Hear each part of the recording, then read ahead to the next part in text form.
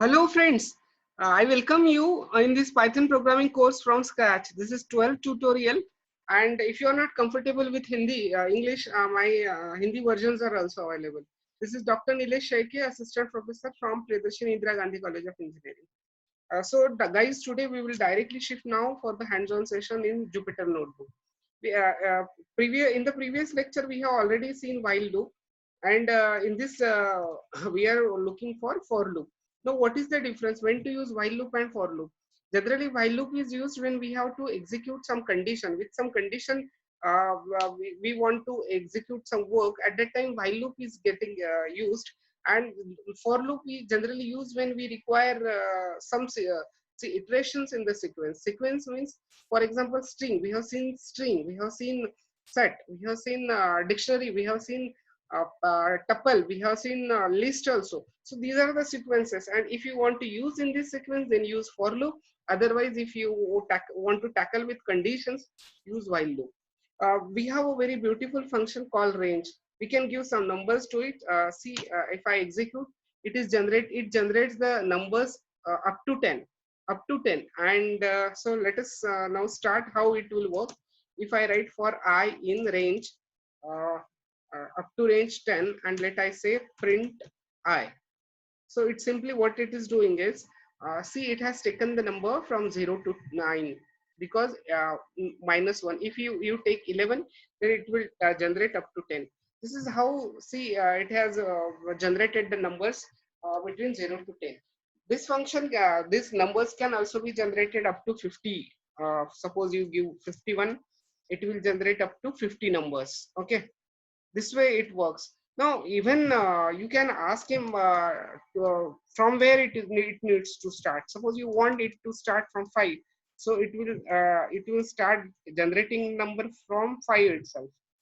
uh, 51, suppose 51, so it will generate the number from 5, and by default it is getting incremented by 1. But suppose you want not 1, it should not increment by when you want it to be incremented by 5, then you can give 5 there. Now see, let us execute this. You are seeing here it is incremented by 5 now.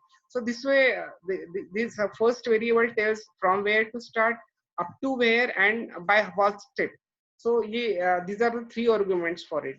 Now it works in the reverse way also. That means what I want it, that I initially wants to give, suppose it should work from 50, then it should go up to 0, and it should end by with the sorry, this has end went in a infinite loop perhaps.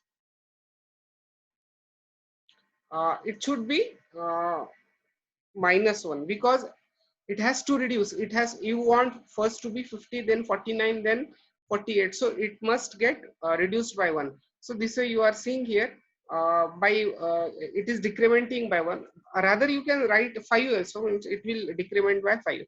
So this way it works. Now let us say general typical example we take of the sum of the first 10 numbers. So how will you do the sum of first 10 numbers?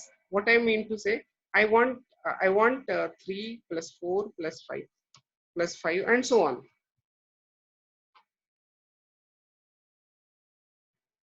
You want the sum of first 10 numbers. That means you need to take 11. So how will be the logic? You will take initially 0, total should be 0. Then you will add 1 in this total. So total will become 1. Then you will add 2 in this total. Then total will become 3. Then now the older value of total is 3, and you will add this 3. So total will become 6. Now the old value of total is 6. You will add 4.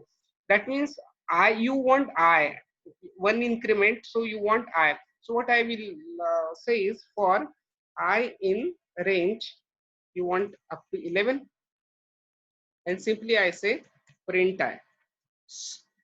Okay, so what it will do, it will initially take the total equal to 0, then it will add first, that means 0 number, then it will add 1, then it will add 2, so on. It will be going on adding the number in the total. So we will write here total equal to total plus new number, so I.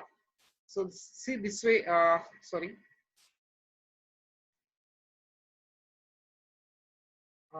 for I in range, total equal to total plus I, print I, it should not be print I, it should be total.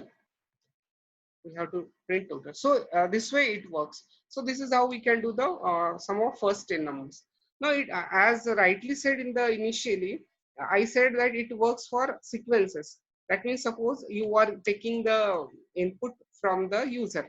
Suppose you say that input, enter the name, and you want you know that if you want to print the name, then directly Shrikant, and you will print this name. But I want a separate character. I want S separate, H separate, I separate. In that case, I need to use for loop. So how will you use that? For I in, and name of the sequence is name here. And then I will write print I. That means it will take first letter S, then H, then R, I, this way. Let us execute this code.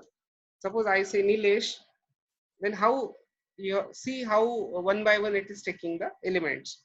So this way it works with string. It equally works with other list and tuples. We will see later on. But first I want to take some number. What I want to do is suppose here you have written 51, right? And it has given the figure total as 1275.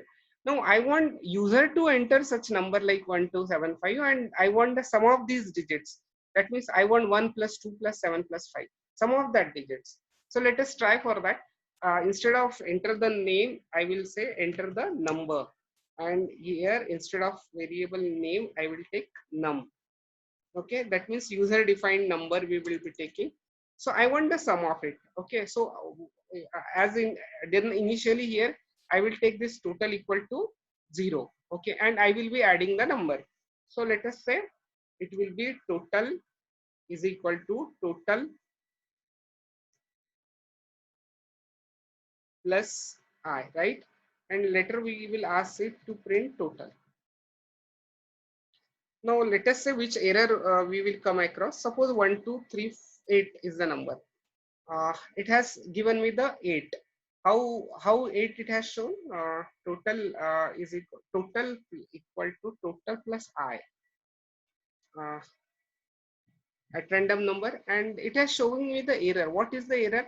It is saying that integer and string cannot be we cannot do the addition of it. Why? It is because here you see that you are taking the input from the user. By default it is integer.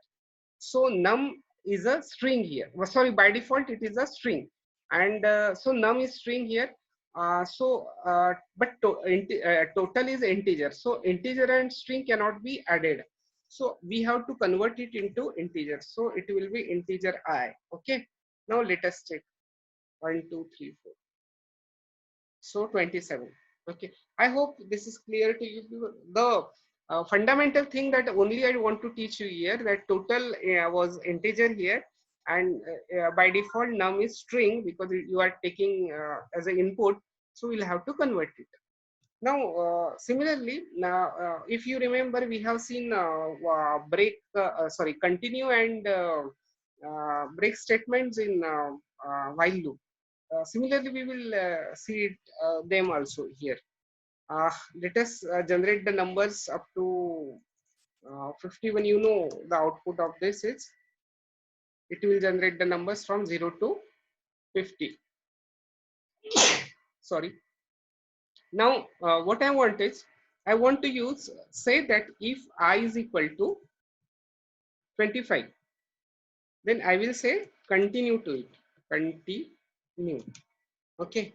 Otherwise print. What it will do is, what do you think? It will take the number from 0 to 24, and as I was not equal to 25, it will print I. That means it will print 0 to 24. But when I's value become 25, it will continue. It will go directly at the for loop. It won't execute this print statement. And then I will become 26, but I is not equal to 25. Then later on it will be continuing. So see the result. You are seeing here that here after 24 directly 25 is there, 26 is there, not 25, because you are skipping that statement. You are saying that if it is 25, continue. That means in that case, that print statement will not be executed. This way, if you want at a certain condition these statements not to be executed, you can skip this way. Now let us see, use break there, break. Let us see. You are seeing here, it has generated just the number up to 24. Because why it is? Because break statement comes out of the loop. When it becomes 25, it will directly come here only. So rest of the statement it won't execute. So this is how break and continue statements get executed. Now, in the initially I told that for is generally used for the sequence.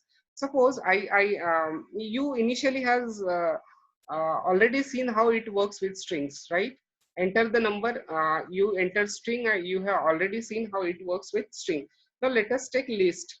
Suppose you know how to declare the list. If you are not familiar with list, please see the earlier video tutorials. Now I will write it directly here for I in LST colon and sorry, for I in LST. Okay, I is just a variable. You can give any name to it, and I will print here.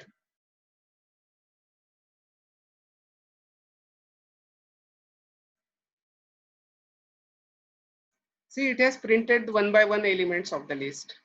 So this was a list. Similar, you can make it as a tuple also. It will execute the one by one elements of tuple also. We can make it as a set also. And you can see that it will execute one by one elements of the set. So it equally works with the collections also. As I already told you, that list, tuples, dictionary, and set are the collections. Those are the sequences, and for loop are generally used for such type of things. So I will repeat here.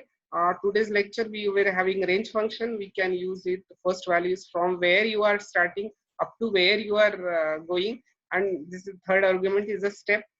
You can use in a reverse way also. Then we have seen break statement, we have seen continue statement. Later on we have also seen how it is equally helpful in iteration in the collections like list, tuple, dictionary, and set. Guys, thank you for the patience listening. I will like if you subscribe this channel, and please share it with your friends. It is free one, and let get Python being be the favorite language for everyone. Thank you guys. Thank you very much.